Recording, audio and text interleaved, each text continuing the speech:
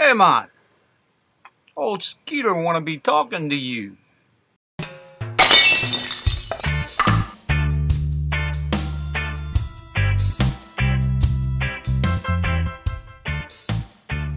Hey folks, it's old Skeeter here. I want to talk to you about a decent deal I picked up on eBay. It's a Tascam DP008 Pocket Studio. This little device is, like I say, it's a Pocket Studio. This is my Tascam. This will be the DR-40. This is my main recorder here. It's my field recorder, and you know, I made a belt clip on it. I clip it on, use a lavalier mic with it. Thing works great. But this is what I want to talk about because this is what I picked up. This is a nice little jewel, especially if you're a musician. And you're a multi-talented musician. It's even better because you got 8 channels and you can record. I don't know how many times, but most of them are 8 times on each channel. I don't know how this works. I haven't looked into that. But if it's true, you can get like 64 channels, and plus you can bounce, and then you can master track and do all kind of crazy things with this. This has a built-in reverb, very nice reverb at that. And, you know, has a built-in guitar tuner or tuner, period. It has a metronome. Keep your 1, 2, 2, 2 going. And it's a 16-bit 44.1. Now that might throw some people because, you know, they want to record at 24-bit. Old Skeeter don't want to record at 24-bit. Old Skeeter records at 16-bit. I'll tell you why. Can't prove it. All I know is my ears hear it. Seems like 16-bit doesn't produce as much noise as 24-bit. And you still can understand what I say. You still sounds fairly decent. All old Skeeter's music is always done in 16-bit. Now here comes a motorcycle. You see if my microphone will pick that up. I'm recording on a DP right now, 008. Yeah, I think that's my friend Buddy. It's Harley, might be. Should be out there riding with him instead of be doing this on this nice Florida day. But back to this again. This is, like I say, 16-bit, 44.1. Good enough for me. Good enough for old Skeeter. If you're listening to me on YouTube, you're listening to 16-bit. This is capable of 24-bit, and I don't do 24-bit with it. I do it on 16 for the same reason. Talk a little bit more about this. This has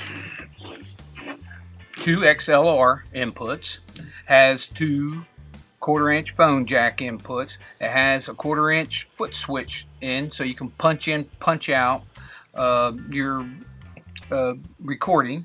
Has 2 analog RCA jacks out, plus it's got a headphone and jack plus with volume there. And on the side you have a place to put your SD card, and it'll take up to a 32 gigabyte. And you had the mini USB that you can plug in and get your files out of here. Also, it has 2 condenser mics, one right here in the front, and those are pretty darn good mics. I want to tell you, I've been messing around with this thing, and them things sound real good. So do these, but for the price I paid for this thing was a lot less than what I paid for this. You also had the wall wart, be able to hook it up to AC current. Plug in it on the side, and I got that with the deal, so that was a little bonus because it doesn't come with it. Not much more to say with this thing. It's like I say, if you're a one-man band, you could have a lot of fun with this. Me, basically, I'm going to be using 1 channel, so all this other stuff is really wasted on me unless I just get a wild hair and start doing crazy stuff. And but other than that, this thing is, what I like about it, this back here. If you notice on this one here, no knobs. You've got to push buttons and you got to play around with it. No big deal. I'm not going to make a big deal out of it. I love this thing. But this thing's got knobs.